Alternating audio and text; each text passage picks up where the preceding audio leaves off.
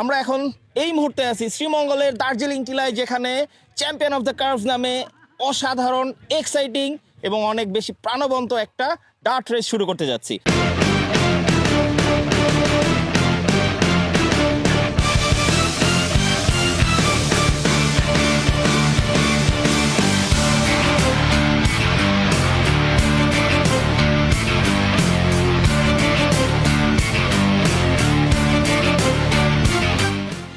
হ্যাঁ, আমি আগেরটাও দেখছি, এটা বেশ ভালো লাগছে আমার কাছে, কারণ পাহাড়ের একটা ফিল আছে, প্লাস ঘাস আছে এবং বালু দিয়ে রাখছেন দেখলাম ওইদিকে, তো সব মিলে একটা আলাদা আলাদা ফিল আছে।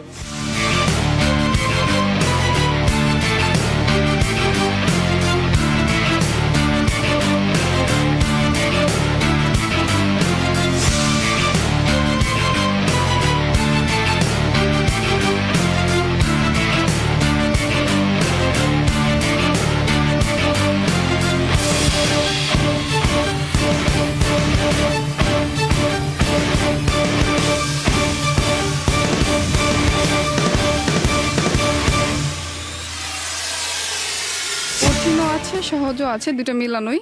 অ্যান্ড অ্যাজ এ বাইকার আসলে এটা একটু ইন্টারেস্টিং লাগে, কারণ আমরা তো আসলে সলিড রোডেই সবসময় চালিয়ে অভ্যস্ত। সো আপনি আপনার আসলে যেই কোয়ালিফিকেশনটা আছে এখানেই শো করতে পারছেন।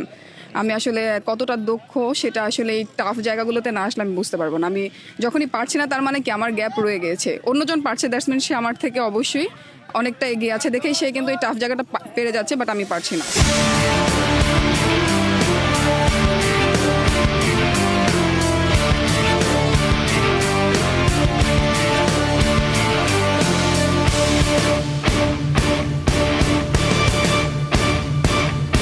আমি নিজেই একটু ভয় ভয় পাচ্ছিলাম, বাট অলরেডি একবার প্র্যাকটিস করে আসছি, তো ভয়টা আরও কেটে গেছে।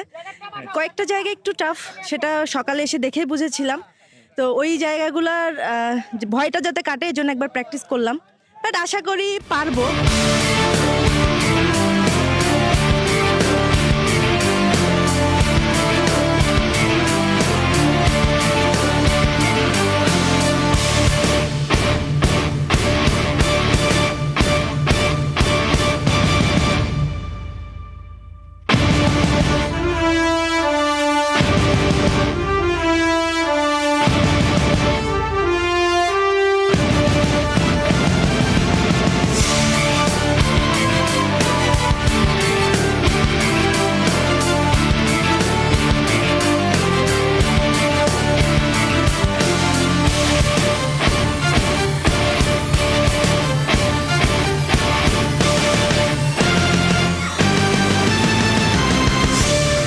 থ্যাংক ইউ ওমর ফারুক, আমি ধন্যবাদ জানাই আপনাকে, সেই সাথে সাথে সিলেট বাইকিং কমিউনিটির লিডার শহীদ জামানকে, যে আপনি এত সুন্দর একটা প্রোগ্রাম আপনারা অর্গানাইজ করেছেন। আসলে এটা এক ধরনের এই পাহাড়ের মধ্যে রেস করার জন্য প্রিপারেশন নেওয়া, বা এটা একটা বিরাট পরিশ্রম, এটা এক ধরনের পাগলামি, আর পাগলামি না থাকলে কোনো কিছু হয় না, ঠিক আছে? সো এই পাগলদের জন্য আমরা একটা হাততালি দিই। আমরা বাংলাদেশে ফার্স্ট টাইম এরকম একটা রেস শুরু হলো, যেটাতে আমরা ইয়ামাহা পার্টিসিপেট করতে পেরে খুবই গর্বিত। সেই সাথে সাথে আমাদের এই যে লেডি যারা আছে, আমাদের ফিমেল বাইকাররাও ফার্স্ট টাইমেই তারা পার্টিসিপেট করেছে, এবং এখানে আমি দেখে অবাক যে সবগুলি বাইকাররা তাদের অরিজিনাল বাইক ওই ইয়ামাহাই। তো তার মানে বাইকিং কমিউনিটিতে সামথিং নিউ করার সাথে ইয়ামাহার একটা হয়তো রিলেশন আছে।